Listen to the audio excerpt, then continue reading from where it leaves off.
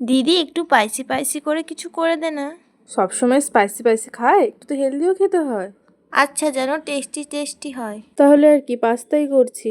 তো প্রথমে জল দিয়ে পাস্তাগুলো সেদ্ধ করে নিয়েছি, এরপর একটু ঠান্ডা জল দিয়ে ভালো করে নাড়াচাড়া করে পাস্তাগুলো জল ঝরিয়ে নিয়েছি।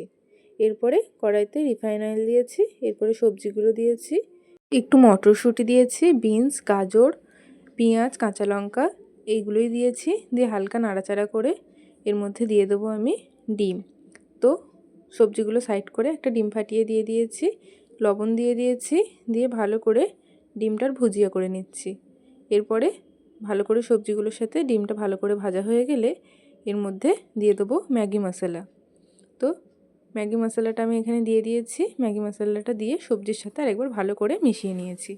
ম্যাগি মশলাতে কিন্তু নুন থাকে, সেই জন্য নুনটা একটু কম পরিমাণে দিতে হবে।